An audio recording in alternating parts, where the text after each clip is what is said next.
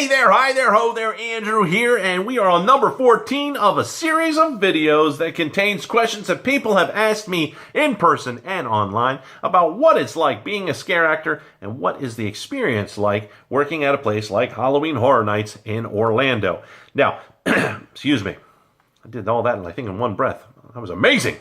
Make sure you go ahead and check out the link above. It is a playlist of all the other previous Q&As. So if you haven't seen the previous Q&As, click the link there. There is a lot of cool information by a lot of cool people asking a lot of cool questions. Can I possibly say cool one more time? Where was I? Anyways, if you haven't seen the previous Q&As, go ahead and check it out. If you have a question and you haven't seen them answered in any of the previous Q&As, leave a comment down below in this Q&A. I will go ahead and take a look at it. If it is a question that has not been asked before, and I think it is a very cool comment. Oh, there's that cool again. What is wrong with me? I will go ahead and leave a comment. It'll probably say cool. No, it won't. I'll make sure it doesn't say that. Anyways, I will go ahead and add it to a future video. Now, before we begin, I don't know if you heard that crack. Maybe I should go ahead to... Yeah, you didn't see that come out of my mouth. Anyways, before we begin, a big old shout out goes to Alex Monroe. Yes, check out that shirt. Alex has officially joined the Blitzbolt family, and you too can have that awesome shirt that Alex is wearing. All you have to do is click the link above. What happens? Well, then it takes you to a website where you can go ahead and check out a whole bunch of different shirts that I have created. All the proceeds of those shirts go directly into making this channel even better than what it is.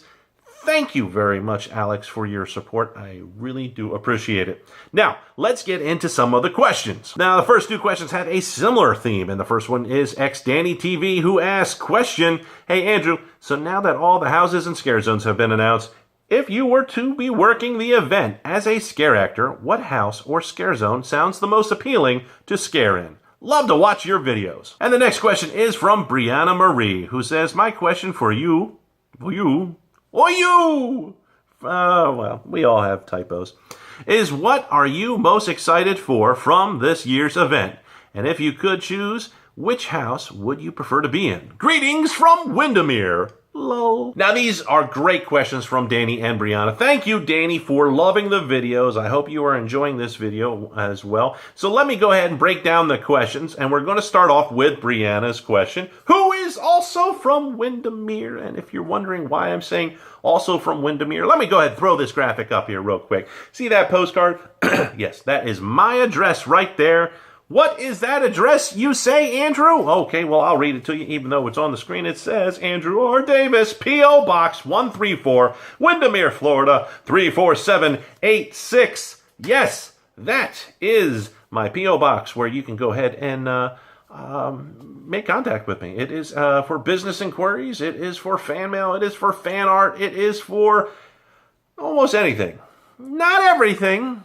Almost everything. Use your judgment.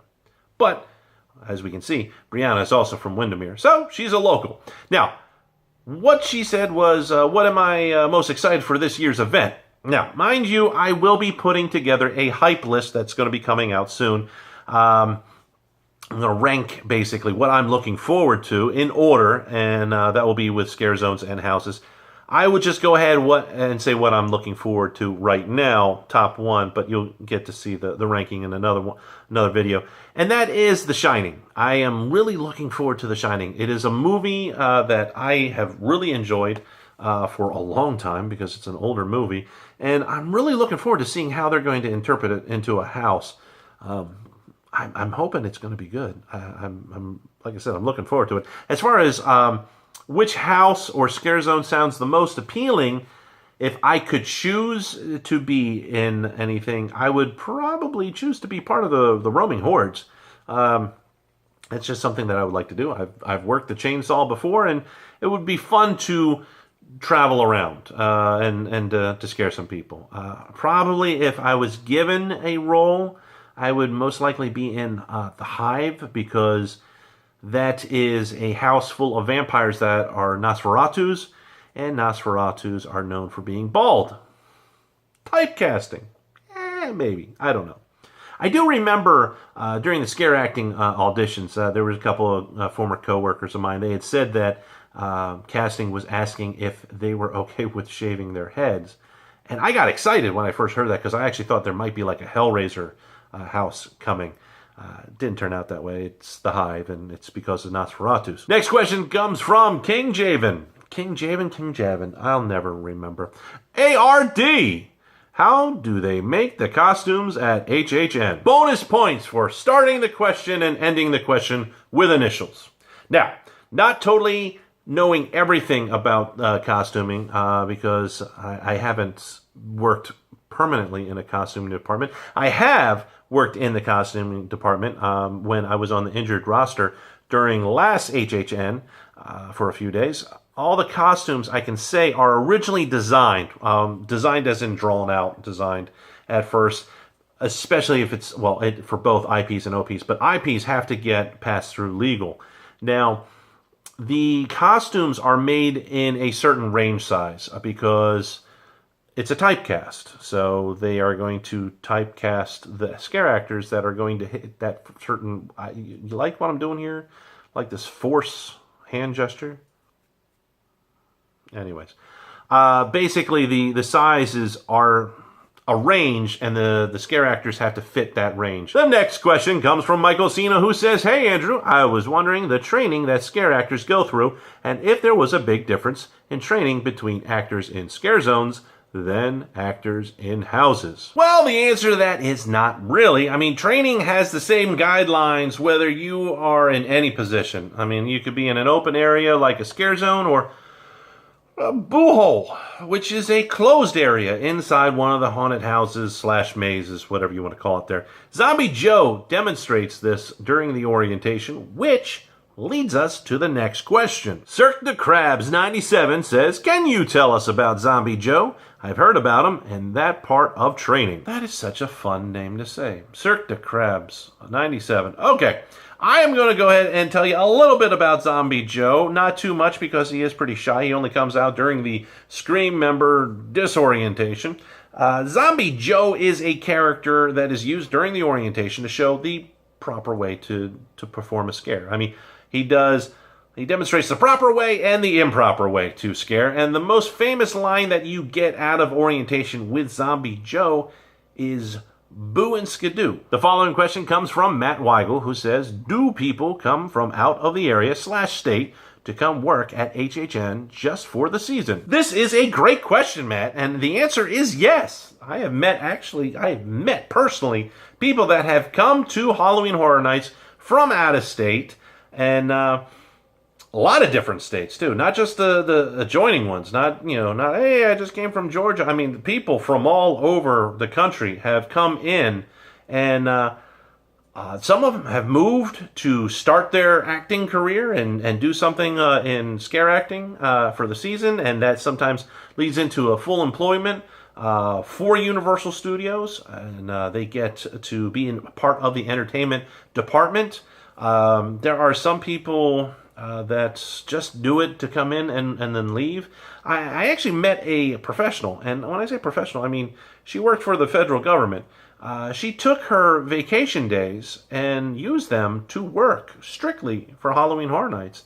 And then when she was done, she went back to her federal government job. Noah Wright has the next question, which is, how many Jacks are there? James Keaton, my favorite, which then gets answered by the Party Boy 376, who says, "I believe there was 2 Jacks and 2 chances, both being James and Aaron, and the other 2 were understudies if they couldn't make it for a show, sick, etc. But the understudies were just in a few of the shows." Well, I concur with the majority of what the Party Boy 376 said. You see, James Keaton and Aaron Klein are called media Jack and Chance, same as Bryce Ward or Hank Stone, who did a couple of the Caretaker. Side note, Bryce Ward was also Warden Strickland in Hellgate Prison during Halloween Horror Nights number 14. So getting back to the media part of things, what does media mean?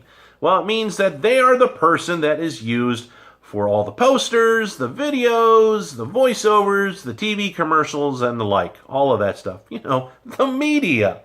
And the other ones that play those characters pretty much fall under the term scare actor or actor A, actor B for those levels. The next question comes from Fizo, who says, "Hey Andrew, I've never been to a HHN, but would like to in the future.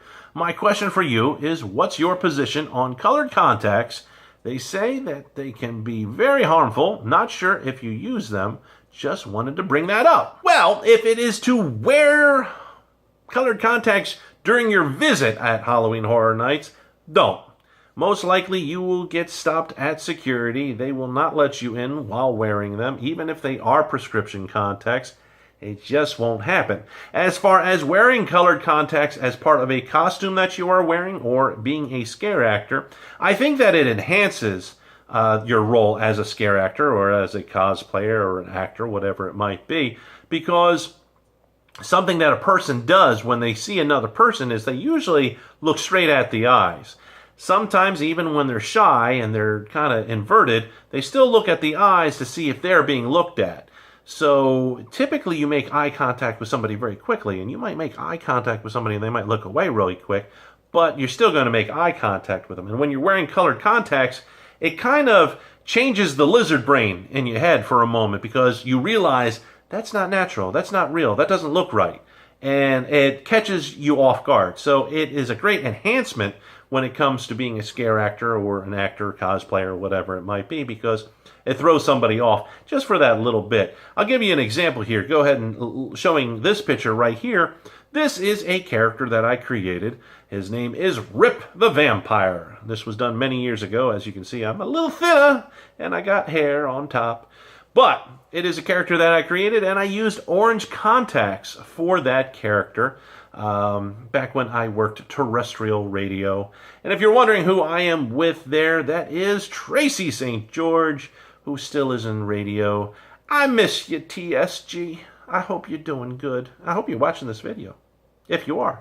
Next question comes from Farhan Ahmad, who says, "What is the schedule like for rehearsal? Specifically, how often a week, and what time, and for how long?" Typically, you would get 3 rehearsal days. Now, I can only say with what I've gotten in the past and in the previous years, that might have changed this year, and it might change in future years as well. But that is including the orientation that you are needed with, costume fitting, placements of your spots if you're inside a house, time with a performance captain as a group, so you know what the motivations are of your characters and what the vibe is supposed to be, whether it's in a scare zone or in a house. Also, if you're wielding a chainsaw, your chainsaw like the live one that I had last year, your chainsaw training is also fit into those days, which each day is an 8-hour day, though I shouldn't say day, because typically your training is after the park is closed.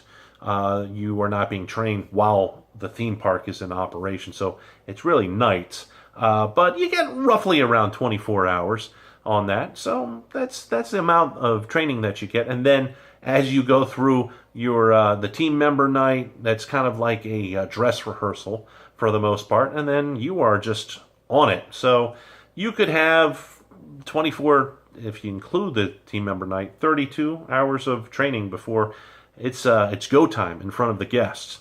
So, if you enjoyed this video, go ahead and tap the like button. If this is a series that makes you look at haunts in a better light, tap the like button. If you're addicted to tapping like buttons, go ahead, tap the like button. I'm not going to tell anybody. Just go ahead, tap the like button.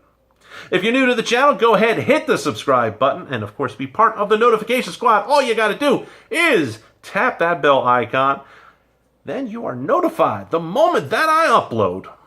And I will see you in the next video.